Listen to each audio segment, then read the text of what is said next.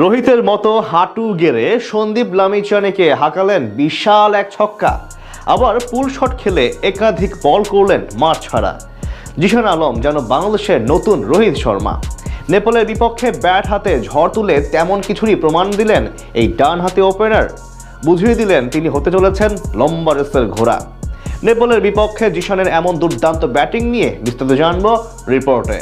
সপ্তম ওভারে বল করতে আসেন নেপালের লেগ স্পিনার সন্দীপ লামিছানে। তার করা প্রথম বলে হাঁটু গেড়ে সামনের দিকে শক্তি সঞ্চার করে স্লগ সুইপ খেললেন তরুণ জিশান আলম।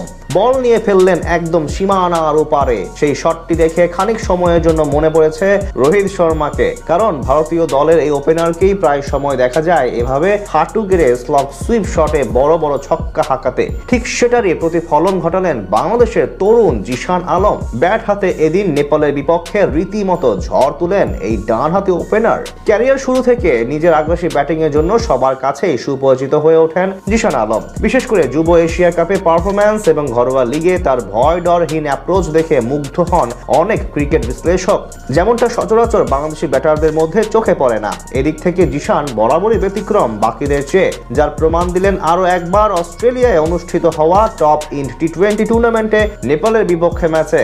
আগের ম্যাচে পাকিস্তান শাহিনসের বিপক্ষে ভালো শুরু করার পরেও ইনিংস লম্বা করতে পারেননি এই তরুণ। তাই আজ শুরু থেকেই তার মধ্যে উইকেটে টিকে থাকার তাড়না ছিল। ম্যাচের প্রথম ওভারেই নেপালের বোলারদের ওপর চড়াও হন তিনি।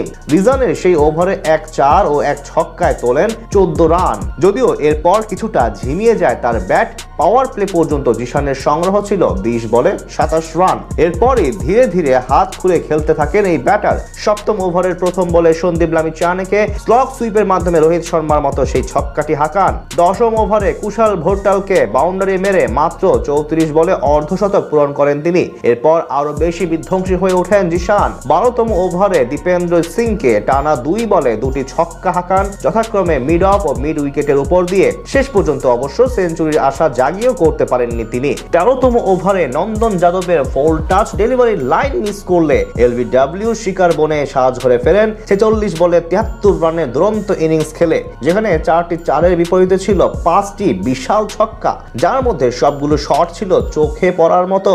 জিশানের এমন ব্যাটিং বলে দেয় সময় পেলে তিনি কত দূর পর্যন্ত যেতে পারেন। বিশেষ করে তার ভয় ডরহীন অ্যাপ্রোচ, বড় শট খেলার মানসিকতা এবং আক্রমণাত্মক প্রতিভা নিশ্চিতভাবেই বড় স্বপ্ন দেখতে বাধ্য করবে বাংলাদেশের ক্রিকেট ভক্তদের। এদিন জিশানের মতোই ব্যাট হাতে সফল ছিলেন বাকি ব্যাটাররা। ওপেনিংয়ে নেমে নাইম খেলেন 18 বলে 27 রানের ইনিংস। এরপর 4 নম্বরে নেমে আফিফ হোসেনও খেলেন বিধ্বংসী ইনিংস। তার করা প্রথম বলে হাঁটু গেড়ে সামনের দিকে শক্তি সঞ্চার করে স্লগ সুইপ খেললেন তরুণ জিশান আলম।